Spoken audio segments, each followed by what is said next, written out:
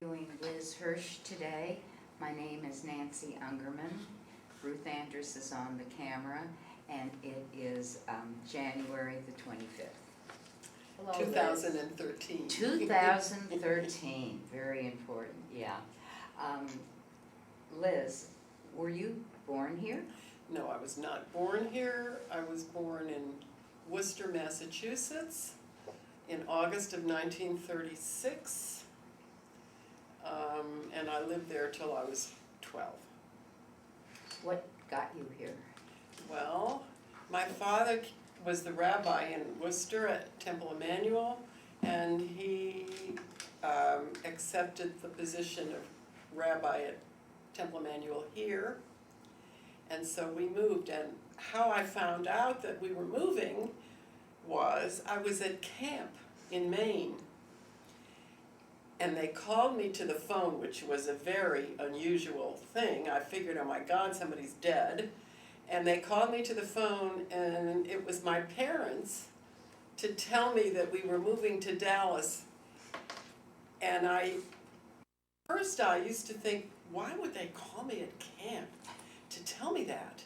But then I realized that they didn't want anyone else to tell me. And people would hear about it. This was a Jewish camp. Mm-hmm. And people would hear about it, and they would tell me, and they wanted to tell me, so I understand that. Mm-hmm. But to me, it was like moving to Mars, you know. And Daddy used to say, the first thing I said to them was, what will I do about my piano lessons? You know, like that was the most important thing. But anyway, that's how I learned we were moving to Dallas. Was it a difficult adjustment? It was for me. But I really think that I didn't have a very good attitude. Mm-hmm. When we moved here, I was going to Highland Park Junior High, and I had come from a prep school in Worcester that was very small. It didn't have a gym, it didn't have a cafeteria, it didn't have study halls, it didn't have any of those things. Mm-hmm. It was small. You took Latin in the I forget which grade, Latin and French in the 8th grade. I mean, it was a serious school. Mm-hmm. And you had to apply. Mm-hmm. And I came here and I was put down in Highland Park Junior High School, which was a huge, fancy school with a gym and a cafeteria and an auditorium. A big city. Yeah, and it was like, oh my God. Mm-hmm. So I did have a hard time. Mm-hmm. And I'm not a terrifically outgoing person, and I had a hard time making friends, and I just had a hard time adjusting. Particularly in Highland Park. Well, I don't know, since I never went anywhere else. Yeah. But I should tell you about the day we came, because that's Texas history too. We came on the train from Cincinnati, where my mother's mother lived. We had been visiting there. My mother was very close to her mother. And we came on the train. So before I move on, can I do this? I love it. Mm-hmm. These are my mother's parents. This is Rose and Frank. Frank died when I was 6 months old. I never met him. My sister's named for him. Her name is Frances. This is my, this was the only grandma that I knew. Her name was Rose Hauben before she married. And she lived in Cincinnati in a big house that was like fairyland to me. It had a basement and an attic and closets under the stairs and nooks and crannies that smelled like furniture polish. And oh my God, it was just a fabulous house. And father's side or mother's? Mother's. This is all mother's side. So these were her parents. You know, I'll tell you a funny little thing. When my mother died, I said to my sister, let's go to Austria and see where they were from, because Mother always said that they were from Austria. And my sister said to me, what are you talking about? And I said, what do you mean, what are we talking about? Let's go to Austria and see where they're from. And she said, they weren't from Austria. They were from Poland. So I don't know where they were from was at one point Austria and at another point Poland, because the boundaries moved a lot, or if Poland wasn't good enough. I don't think Poland was good enough. So they were from Austria as far as I knew. And they came to this country, I think they were married when they came, and they lived in New York on the Lower East Side. And when I forget what year it was, when my grandmother was old, she was visiting us here and she got sick and she wanted to go home to Cincinnati and she didn't want to fly. So my parents asked me if I'd go with her on the train. And I was thrilled because I was the oldest of her grandchildren. She had 11 grandchildren and I was the oldest and I never got her alone. So I had her alone for a whole day on the train, and we talked and talked, and she told me about when they opened the subway in New York, which was 1903, and she remembered that. She was lovely. She kept a kosher home, but one of her sons and his wife and his 5 children lived with her, and when the kids were growing up, she allowed them to have milk with their meat at the table. Otherwise, it was a kosher home. Okay, so this is my father's father. His name was Max Olin, and he didn't speak much English. So we children were never very close to him because we couldn't talk much. I mean, I think he loved us, but we had a hard time. This is Max. And where was they were from Russia, from the Ukraine near Kiev. And my father came to this country when he was 3 in 1906.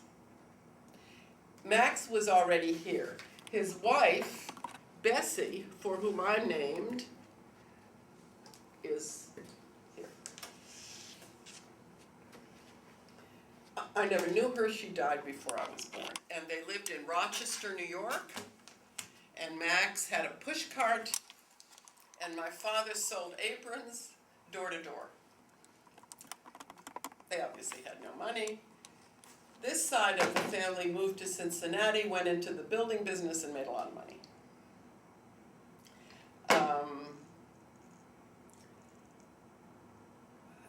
Stop it for a second.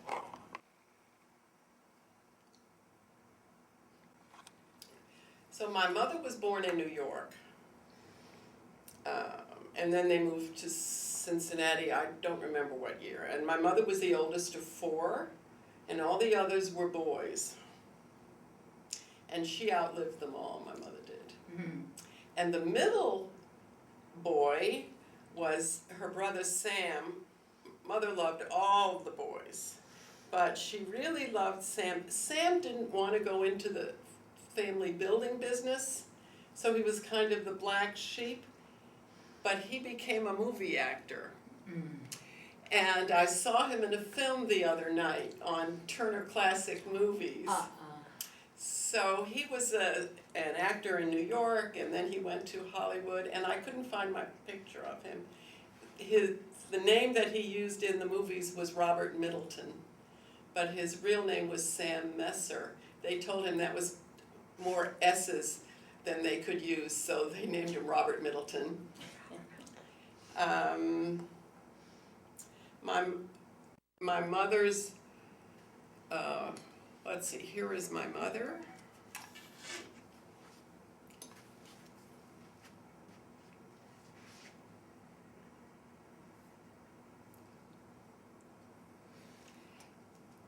And here is my father when they were younger. Yeah, my father's name was Levi Arthur Olin. When they came to this country, they were Ulanovsky with a U, and then somehow, maybe at Ellis Island, they became Olin. did they meet?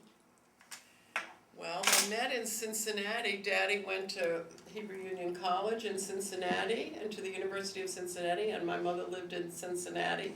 And I'm sure they had dances at the college, and she probably went. And they met. She was beautiful when she was young. Beautiful. And my mother was born Sadie Claire Messer. But when she was, I don't know how old, probably a teenager, she decided that she didn't like Sadie. So she changed her name, and her name became Sarita,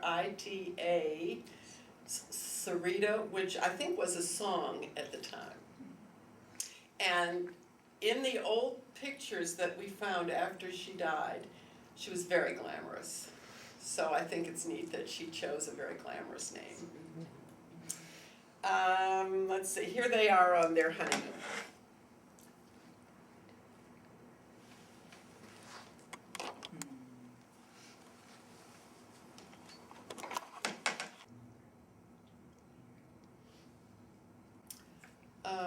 So we moved here New Year's Day, 1949. My mother was a shy person. It's very difficult to be the rabbi's wife when you're a shy person. But I think she accommodated herself well, and she had very good friends here. I'll tell you what happened when we first moved. My parents were going to the first Friday night services where my dad was going to preach, and they had someone come and stay with us. I was 12, my sister was 8, and David was 1. So they had this woman come and stay with us. Her name was Natalie Baker, and she was from Worcester too. And she had come here before we came. So my parents knew of her, and they asked her to come and stay with us, which she did. Years later, many, many years, I was grown and old, I was with Natalie, and she told me how that night that she went into the kitchen for something, and there were books piled up on the floor and on the counter and on the stove and everywhere. And she said, she thought, wouldn't it be nice to have books piled up in my kitchen? And she said, you know, last month I walked in my kitchen and there were books piled up all over, and I thought, oh, I have a kitchen just like Rabbi Owen. True story. Anyway, so we all adjusted. Oh, we got the flu right away when we came. We got sick. And somebody sent Dr. Wolfram over to see us, Julie Wolfram. So I met him right away. Anyway, so we all went to school, and Sunday school too. And the temple was in South Dallas, and we went on the bus on Sunday mornings. And I think Daddy used to bring me home. I don't remember going home on the bus. Anyway, and I was confirmed there in the old temple on, South Boulevard.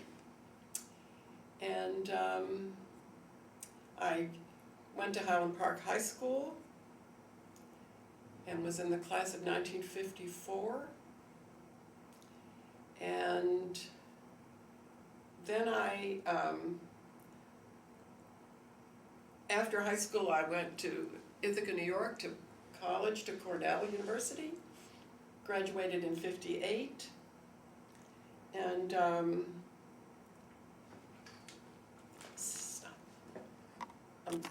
right, let's go back for just a minute. This is I, as a young child.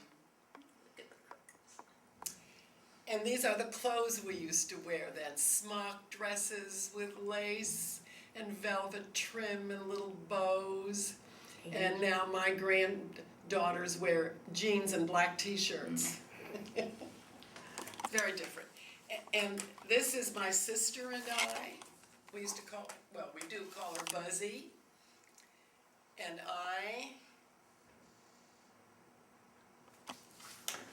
and this is David and Buzzy and I.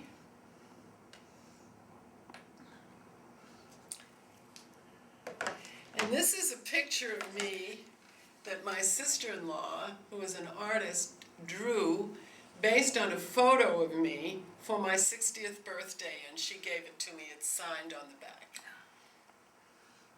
And when I had my 75th birthday, this picture became the cover of the invitation.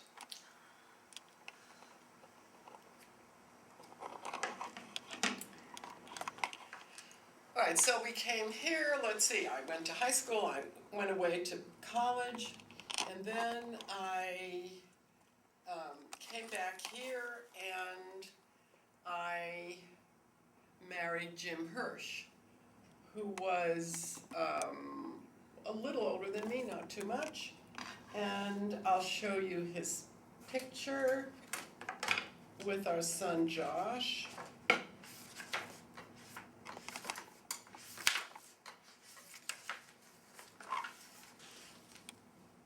That's Jim. Jim was Hungarian, from Transylvania, actually. Sometimes it was Hungary and sometimes it was Romania, depending on who had signed what treaty that year. Jim was unlucky enough to be born in 1928 in Hungary, which made him 16 years old in 1944 when the Germans came for the Hungarian Jews. So that was the bad news. The good news was that he was only in the camps for a year, which is one of the reasons he survived. He was 16 and he could work. And he worked in the IG Farben plant, which was next door to Auschwitz. And I think he also survived because he was smart and he was determined. He lost his parents and a brother in the camps, but a lot of his friends who were his age lived, and he remained friends with them all the rest of his life. They were his family, really, after that. They lived all over the country, but they were like a brotherhood. And we used to go visit them, they visited us. How many friends did Oh, this I would say half a dozen. Anyway, we married and we went into the fur business because Jim had been in it. He learned it in Paris after the war. And so we had 2 children. Karen, who is, where is Karen?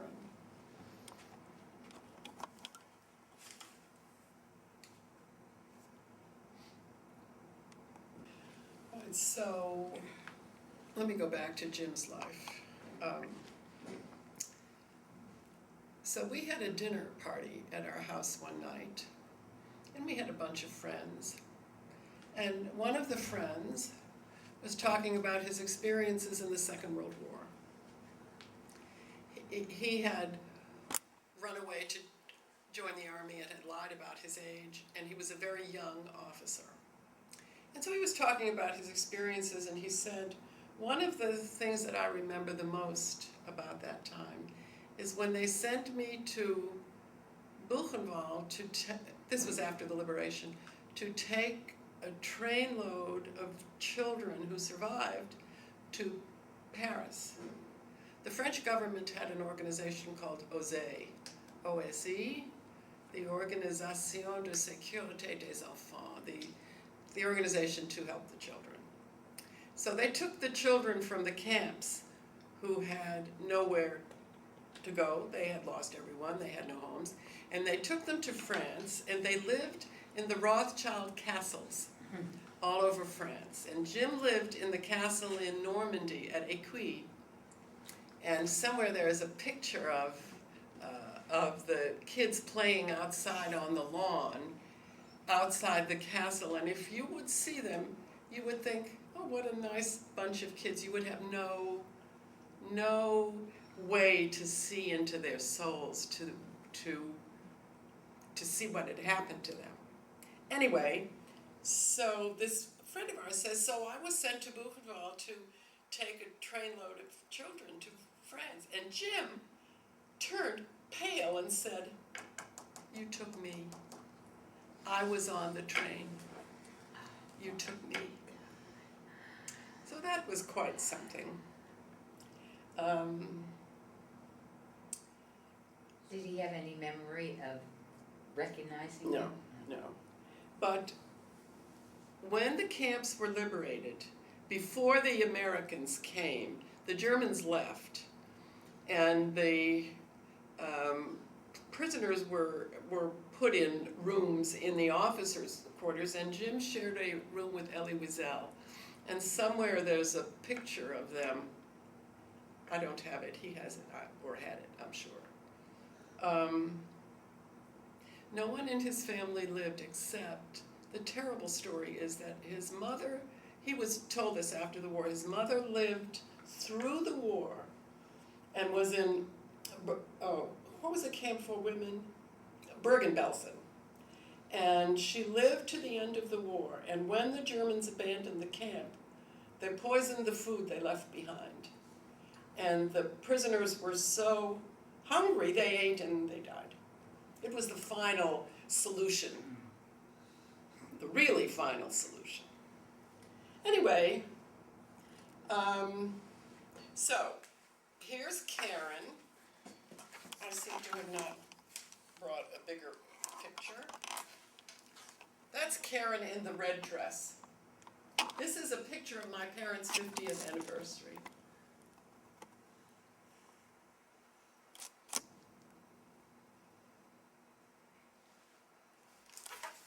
Okay, and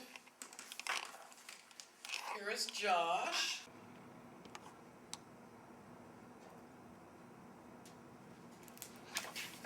Which I can hardly believe, and lives in Santa Rosa, California.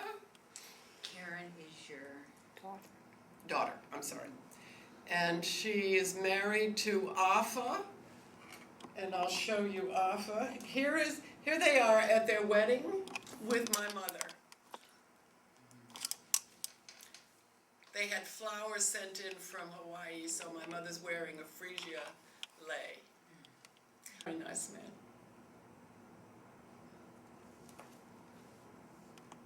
Children, Sarah and Sam.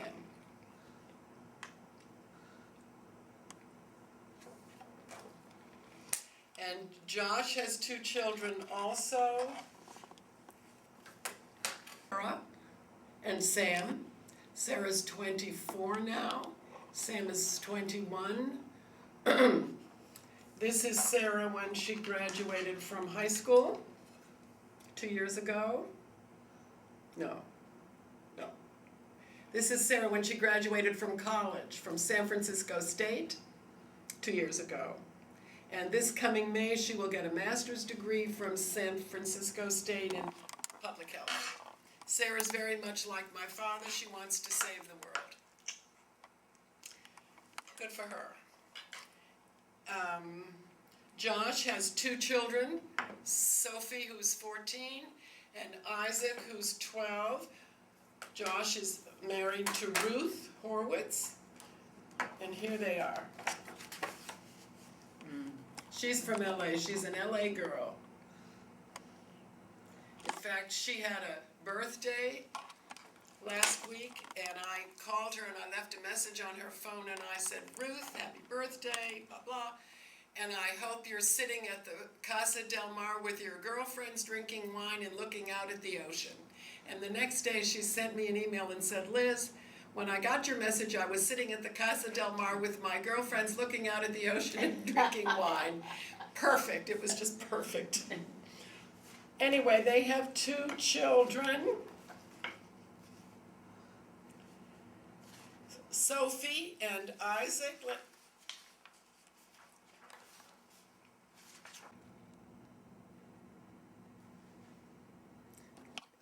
All right, so here are 2 pictures of Josh and his family with Ruth and the kids.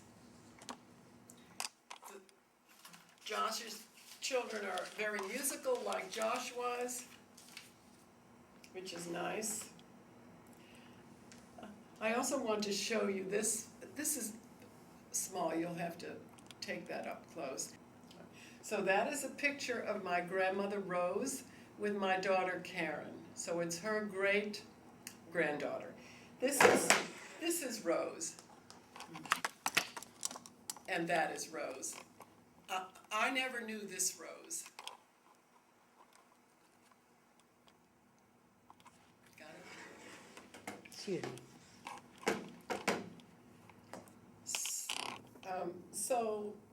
So let's talk a little bit about my life as the rabbi's daughter, which has its good and bad aspects, shall we say. My father was a very liberal, very outspoken rabbi who believed that his mission in life was to educate and to prod.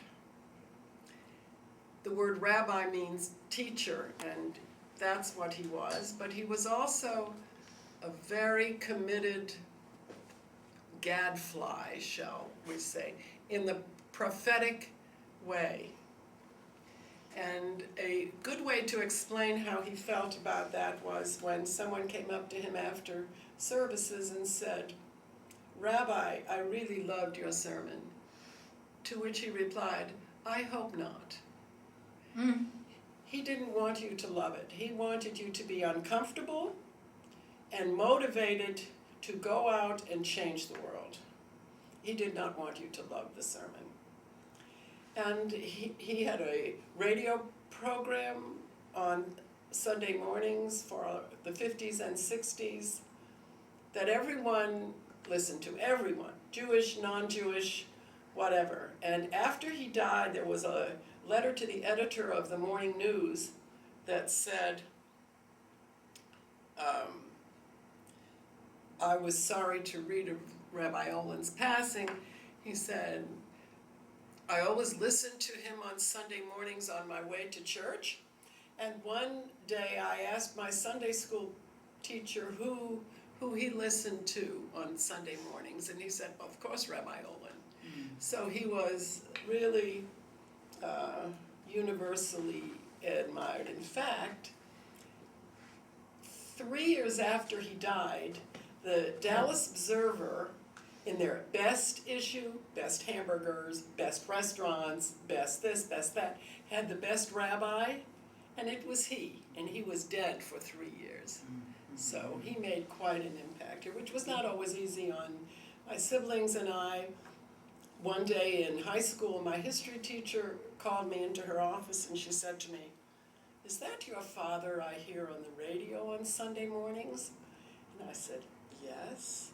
And all she said was, I knew I was doomed. But, you know, when he died, I heard from friends that I grew up with in Worcester. I heard from a man who said that he was a religious educator because of him. We heard from everyone. It was really very touching. And my mother got the best letter of all. Mother got a letter from Eric Johnson, who was the mayor of Dallas, who had gotten into some scrapes with Daddy. They disagreed about certain things. And he wrote my mother a beautiful letter, at the end of which he said, "I did not always agree with him, but I always respected him." And that's a compliment Daddy would have liked, because that's what he wanted. All he wanted was respect. So I thought that was a wonderful letter, wonderful. Stop it. So my father was a true classic Reform Jew. He was an immigrant, and America was the land of milk and honey. And I really believe that one of the things that motivated him in his life to march with Martin Luther King and to get involved in things was because he loved America, and he wanted it to be the best that it could be in the way that an immigrant loves America. So I really think that his early history influenced him a lot in that way.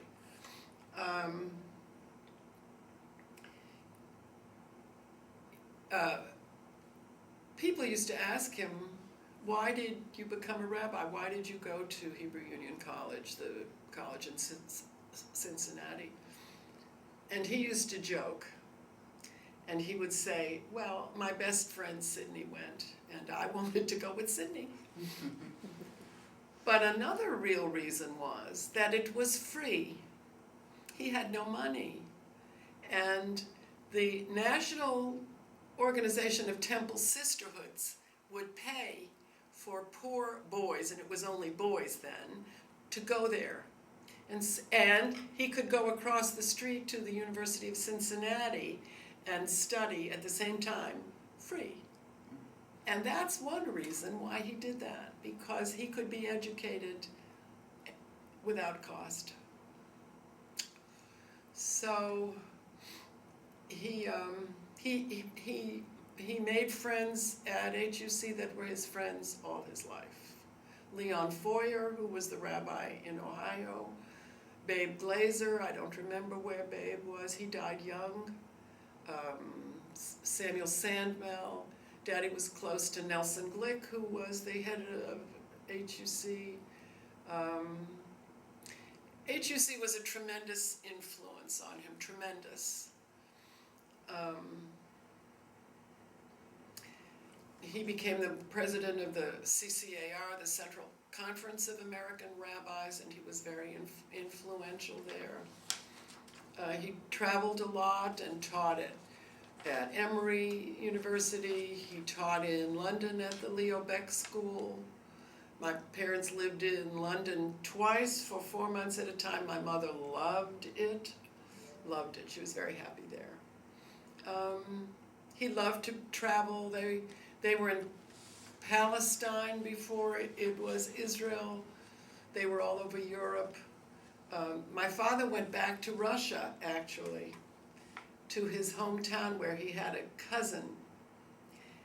This was in the 30s, like mid-30s. And he went to the cousin's house, and the cousin had a collection of Yiddish books.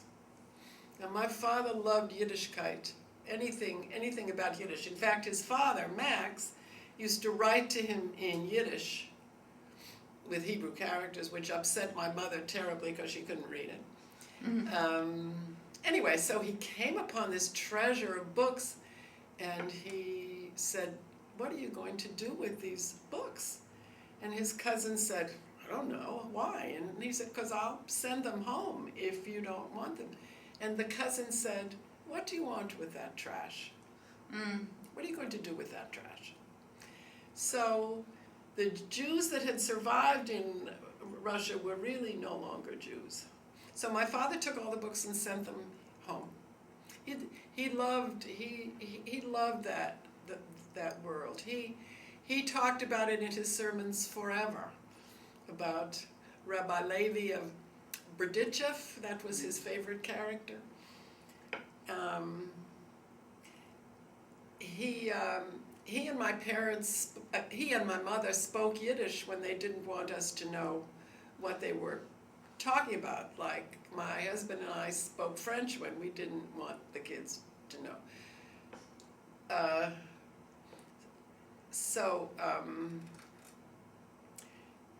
I have a friend now, Edith Einsberg, whose maiden name was Melnick, and her parents came here also from Russia, I believe, and her mother was a fabulous woman, Lily Melnick. She was a labor organizer, and in New York, and she came here, and she had a collection of Yiddish books also. And when she was breaking up her house, she asked Daddy to come over and go over the books with her, which he did, and then they decided what they would do with them. And he loved that. He loved that world, that vanished world. And he also corresponded with Chaya Rachel Andrus, my friend Ruth's mother-in-law, who was a Yiddish poet, a very renowned woman, and they corresponded in Yiddish. And when Chaya Rachel died, and I went over to see Ruth and Dave Andrus, their sons came to me and said, Liz, we have all the letters that your father and our grandmother wrote to each other, which I think are now in the Yiddish Center at the University of Texas or in Amherst. Anyway, my point is that he loved that world. At the same time, he was a very modern man, and he really worked to repair the world that he lived in. It was very real to him. He was not interested in cars, or if you asked him what kind of car he had, he would have to think about it. He wasn't interested in clothes or anything like that. In fact, I remember my mother saying, Levi, you're having lunch with the governor. You can't wear that suit. It has holes in it. And my son is the same. Josh is very much the same. He isn't interested in worldly goods either. He's very much like him, which is very interesting because he is now writing an article about his grandpa for Wikipedia on the internet. And I sent him a package yesterday or early in the week with papers for him to do his research about his grandpa.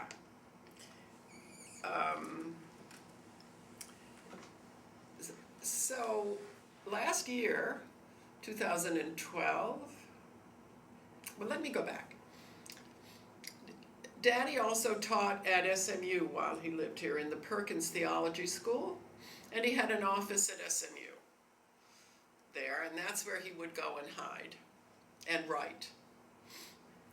And last year, the archivist at Bridwell Library at Perkins was opening cartons in the basement of the archives and found over 100 old reel-to-reel tapes of my father's radio sermons from the 50s and 60s in his voice. We had always wondered where they were, and there they were. And they were still viable, the tapes. So we embarked on a project, Bridwell and I, to digitize them so they could be uploaded to the internet and be available now, because the message that he delivered is as real now as it was then. So we raised some money. Catherine Bauer gave us the initial seed money to begin, and then later on Lois Wolfe and Frida Gale Stern also gave us money for this project. And they are now finished with the digitizing, and they are uploading everything to their website. When they're done, you will be able to click on a sermon, and you will have the audio, and you will have a written text that you can look at while you're hearing it.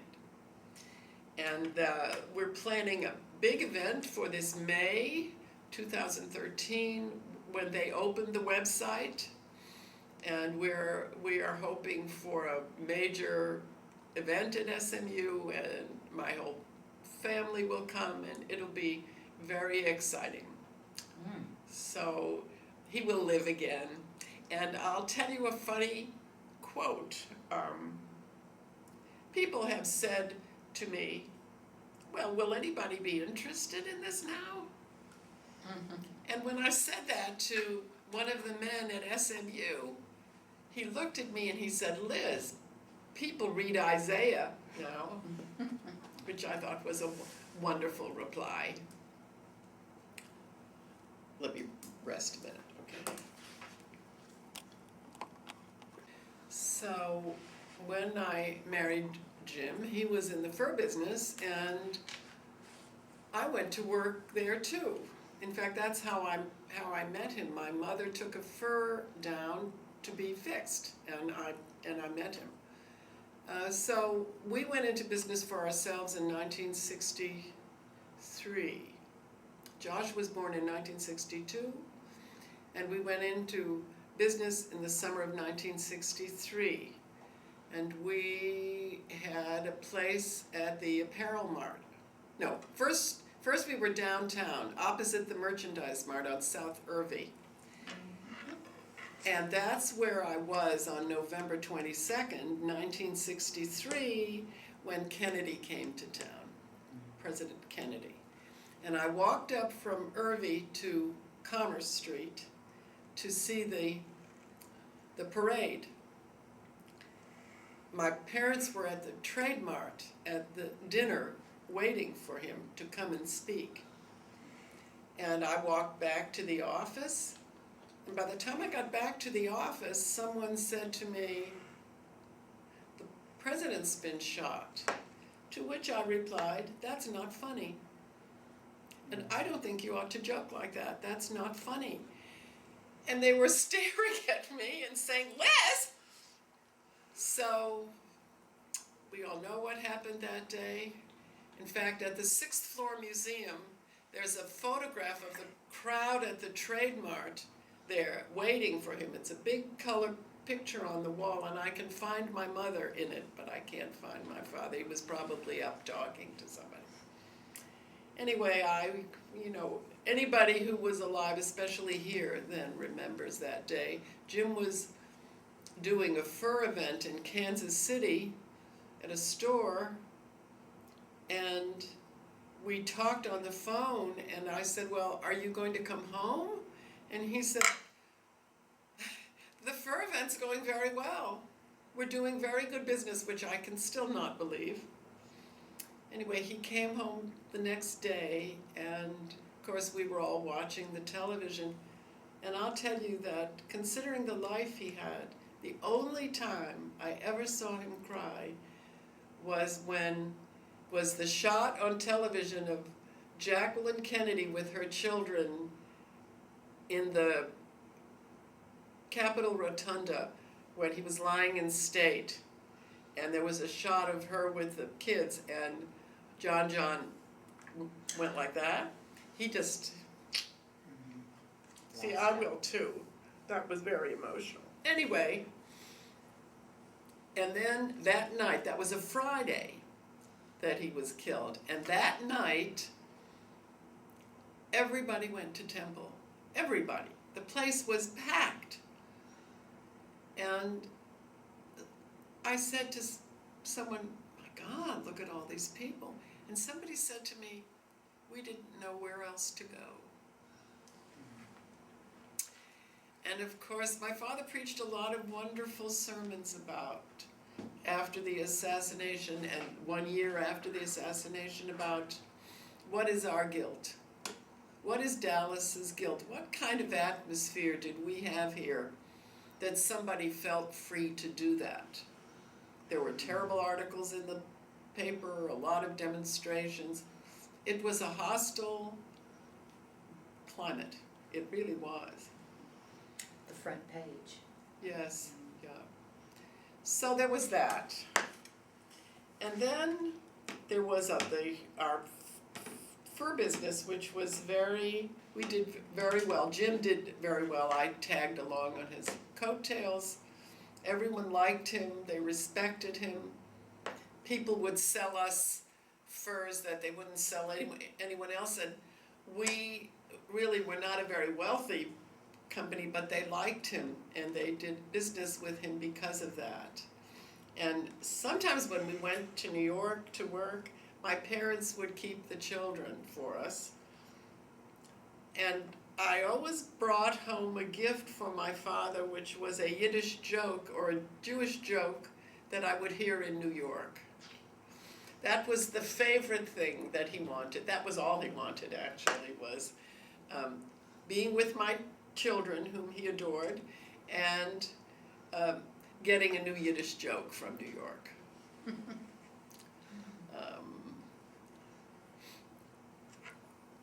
so one of the influences of my father and my mother in my life is that in our house growing up, books were sacred objects. You went to the library all the time. I remember all the libraries near where I have lived. In fact, Daddy was one of the founders of the Friends of the Dallas Public Library. And also he was one of the founders of Colophon, which is the book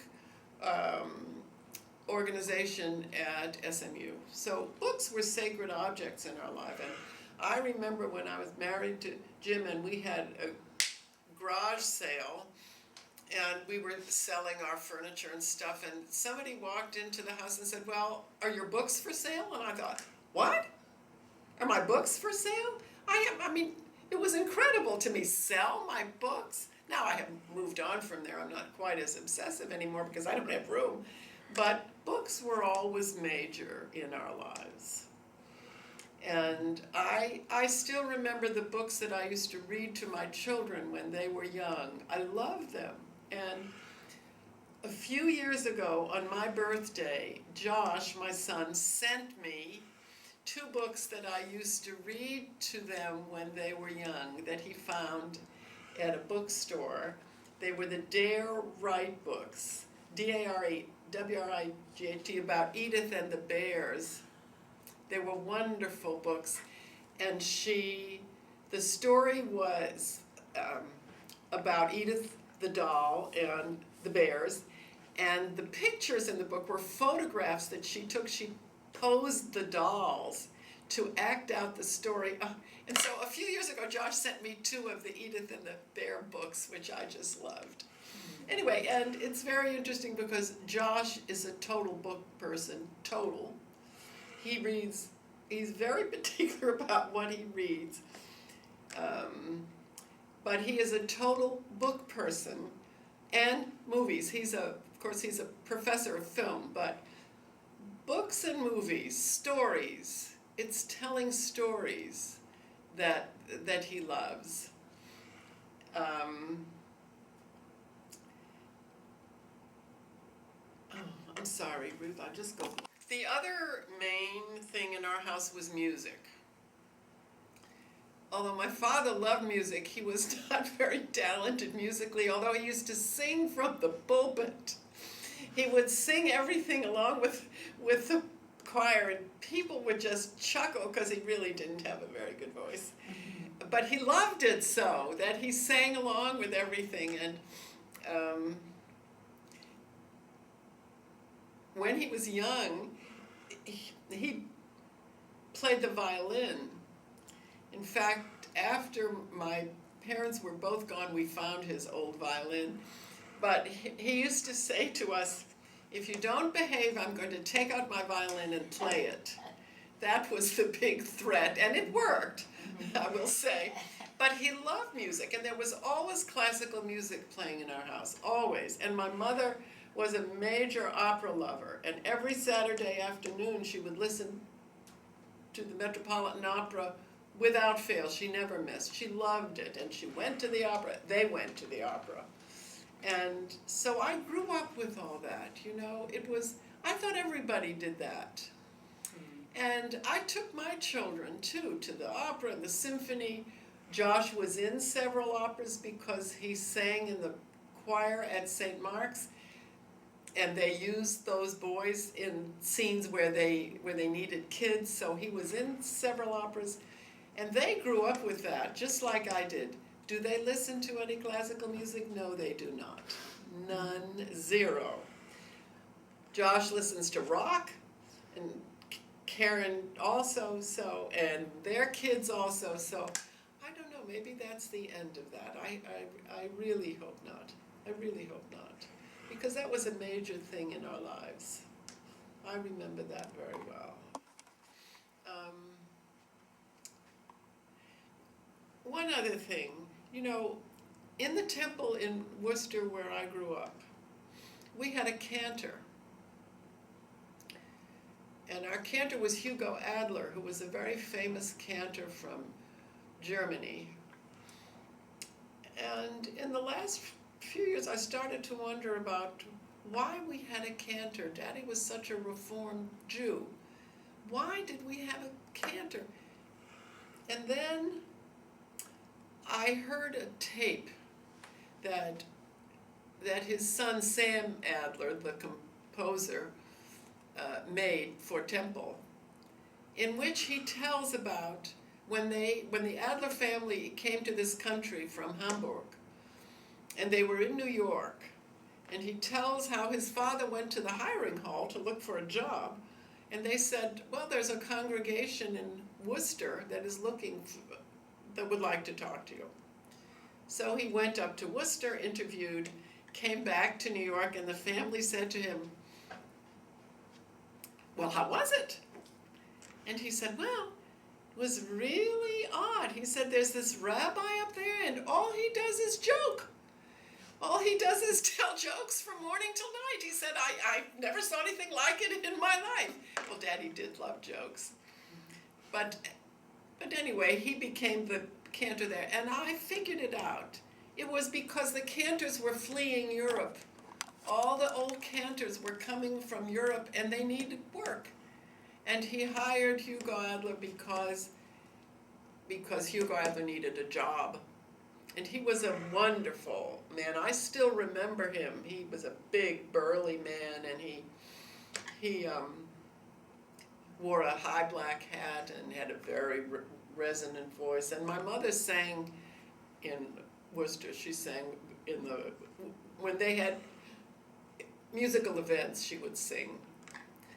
And Sam Adler became the music person at the Temple here when Daddy called him after he got out of the army and said, Sam, come here and run the music program at the Temple. And Sam said, Levi, I already have a job. He was going to be conductor of some symphony orchestra or something. And Daddy said, well, that's okay, just come and visit me. So he came, and Daddy arranged a luncheon at the Temple for Sam with all the women who were the rocks of the congregation at the time. They were tough ladies, and Daddy had them all at this lunch. The names I can remember were Mildred Benton, her sister Sadie Grossman, Magda Foles, Hortense Pollock, all these Elsa Hirsch, all these old ladies who were like rocks. Mm-hmm. And Sam says on his tape, he said, so we went to this lunch with all these ladies, and he said, I don't know what happened at that lunch, but when it was over, I was moving to Dallas. Daddy usually got what he wanted. And of course, Sam was a wonderful musician, and I sang at the Temple for 50 years, and sang with Sam, and sang with Simon after Sam left, Simon Sargon. I loved that. I loved singing. That was how I worshipped. I loved that. Those were happy experiences. Sam's sister, Marion, used to sit with me in Worcester. She was my babysitter. And I haven't seen her since. I've seen Sam, but I haven't seen Marion. But she was my babysitter when I was young. So when I left the fur business, which I left in 1989, Jim had retired, and then I retired too. We sold the business. I didn't work for a while, and I had always worked. In fact, my son asked me one day when he was little, Mom, what do women do who don't work? I mean, he had no idea. He was ahead of his time. And then I went to work at a not-for-profit agency called the Child Care Group, where I was the inside person, and my friend Madeline Mandel, who was the CEO, was the outside person. She was a wonderful role model for me. She was a wonderful executive. I learned so much from her. So I ran the inside. I did the things that no one else wanted to do because everybody wanted to be involved with the children. And so I did the legal stuff, I did the financial stuff, I did the HR stuff, I did the administrative things that nobody else wanted to do. And I worked there for 6 years, and it was wonderful. I had a wonderful time. And I learned a lot from Madeline, a lot. She was a wonderful executive. After I was there for a little while, I went into her office. I said, Madeline, no one ever had this job before me, so I don't know what to do. Help me, guide me. And she would say, she said, Liz, just do the next thing. And I think about that often when I'm standing in the middle of my living room and I don't know what to do first. Just do the next thing. Mm-hmm. And the other thing that I learned from her was, if you're going to make a plan for something, follow the idea all the way out to the end. Mm. And you have no idea how many things I've been involved in where people haven't done that and it has never worked. So she was a wonderful leader and I really learned a lot from her, and we are still friends, Madeline. And then after that I worked at Neiman Marcus for 10 years and sold jewelry, which I loved also. And the thing that I'm really the proudest of is that I have friends from all my work lives. I have friends from the fur business. I have friends from the agency where I worked. And I have friends from Neiman's. So even though I moved here and I didn't fit in very well, I have a very lovely life and very lovely friends. And I'm very happy about all that. That was great. Thank you so much. This has been a very informative interview. My pleasure.